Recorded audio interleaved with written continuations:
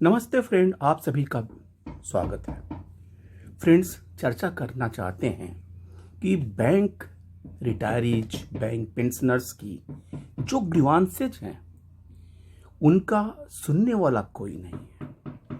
कल आपने एक सर्कुलर देखा होगा, रिजर्व बैंक के यूनियन से रिलीज किया गया था, जो भारतीय मजदूर संघ से एफिलिएटेड था, और उनका कहना था कि रिजर्व बैंक ऑफ इंडिया में next pension revision 2025 Diwali bonanza आने वाला है, शीघ्र आने वाला है।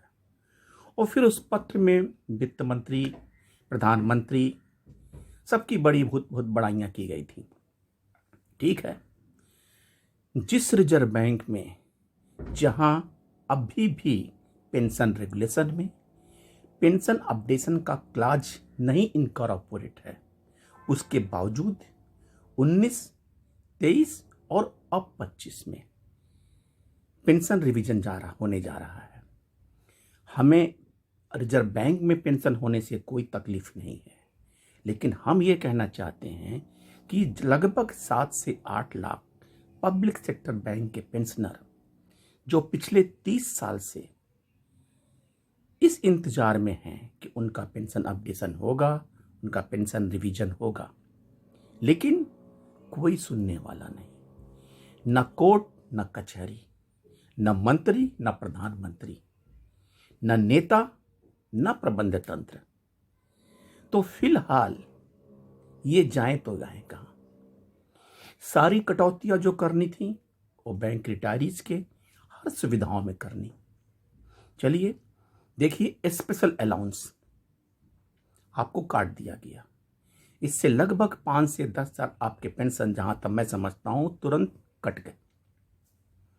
स्पेशल अलाउंस सुप्रीम कोर्ट का आदेश, किसी कोर्ट का आदेश की सैलरी 2 नहीं हो सकती, स्पेशल अलाउंस इंक्लूड होना चाहिए, कहीं कोई मतलब नहीं। ग्रेच्युटी 1/1/16 से जब लागू हुई, लेकिन बैंक्स के लिए लागू नहीं की गई।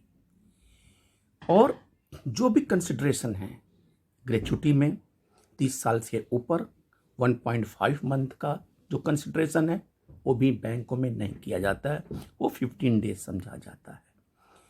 आपका स्पेशल अलाउंस गया, जिस पे ग्रेच्युटी आपके गए।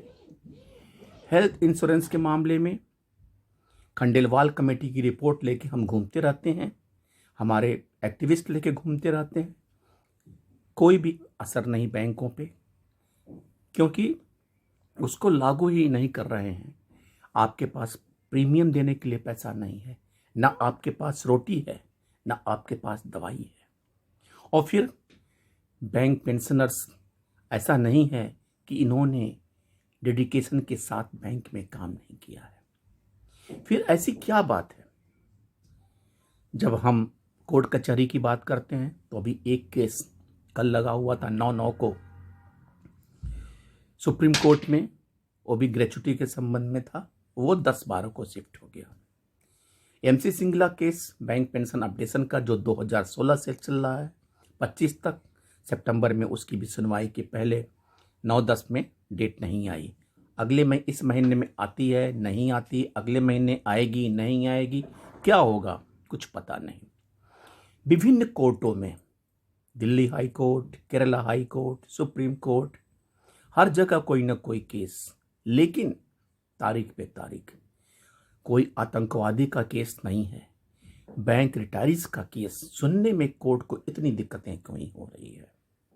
सब के सब ऑडियोलॉजी, रीजनेबिलिटी, लॉजिकल बात करते हैं, लेकिन जहां कुछ अच्छा ही, किसी भी एक मॉब ग्रुप होने के मारे इतने ज़्यादा लोग सीनियर सिटीजन का इसमें इन्वॉल्व हैं, उसके बावजूद भी कोर्ट की सुनवाई नहीं हो रही है। यानी हमारे लिए न कोई कोर्ट है, न कचहरी है।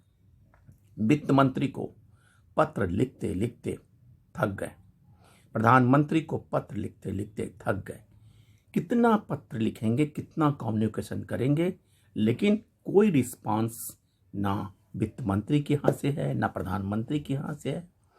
हमारे एक्टिविस्ट, हमारे जो पेंशन के एक्टिविस्ट हैं, अथवा जो हमारे रिटायरी ऑर्गेनाइजेशन के लीडर्स हैं, इतने एक्शन प्रोग्राम बना चुके और हर वर्ष अभी हाल ही में लगभग 15-16 जगह इंडिया के कोने कोने में स्टेट कैपिटल्स में इन्होंने धरना, हंगर स्ट्राइक किया, डिमॉन्स्ट्रेशन किया, लेकिन सबका प्रतिफल क्या है?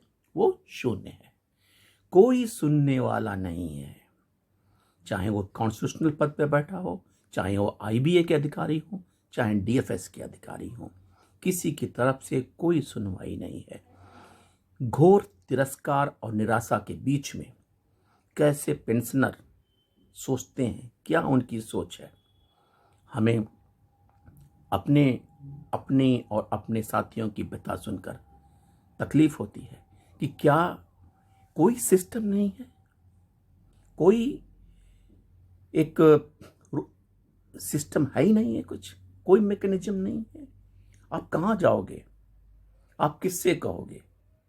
आपका प्रबंधन तंत्र सुनता नहीं है, आईबीए कोई बात मानती नहीं है, आपके नेता सत्ता के लोलूप हैं, किसी प्रकार के काम लायक नहीं है। जो बैंकिंग एम्प्लाई, सर्विंग एम्प्लाई के काम ना आ सके, वो रिटायर्स के काम बिल्कुल नहीं आएंगे। हम बड़ी बड़ी बातें करते हैं कि एआईबीए ने ये किया, एआईबीए ने किया, लेकिन जो असली मुद्दा, अगर आपने पेंशन अपडेशन करवाया तो क्या उस पास्ट ग्लोरी के आधार पे आप अपना सारा कार्य बंद कर देंगे? हम पुराने दादा तारकेश्वर चक्रवर्ती की बात करते हैं, ठीक है, उन्होंने बहुत अच्छा कार्य किया, इस लायक बनाया, लेकिन जो वर्तमान लीडरशिप है उसको अपनी आंख से नहीं दिखता है कि हमें इन पेंशनर्स के लिए कुछ करना चाहिए, जी जान लगा देना चाहिए। उनके दिमाग में नहीं आता है। आखिर इस बदहाली का अंत क्या है? सरकार कोई भी आए और कोई भी जाए, लेकिन किसी के मन में ना दया है और ना इमोशन है, ना भावनाएं हैं कि ये वाकई जरूरी है। और जो लोग 30 साल से इसकी इंतजारी कर रहे हैं, क्या उनके लिए हम इतना भी नहीं कर सकते हैं? हमने कोई अनजस्ट डिमांड तो किया नहीं है। वहीं पे रिजर्व बैंक के जो नेतागण हैं वो भी भारतीय मजदूर संघ की बात करते हैं, लेकिन भारतीय मजदूर संघ ये जरूर गिनाएगा कि हमने कंपल्सरेट अपॉइंटमेंट के लिए बात की है, हमने फैमिली पेंशन के लिए बात की है, लेकिन जो वाकई मुद्दे हैं उनका सेटलमेंट कब होगा? मैंने इस आशय का एक मैसेज श्री गिरीश आर्या जी को भी किया है, लेकिन कोई उनका रिप्लाई अभी तक नहीं आया था। आएगा, लेकिन अभी तक नहीं आया था।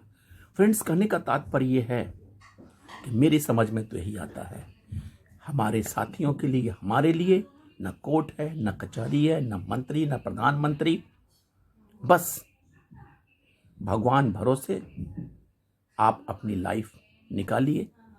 देखिए आगे क्या होता है। क्या कभी इस रात्रि का सुबह आने वाली है? ये हम केवल वेट एंड वॉच कर सकते हैं। ये मेरे मन की व्यथा थी, मैंने आपसे शेयर किया। थैंक यू, नमस्ते।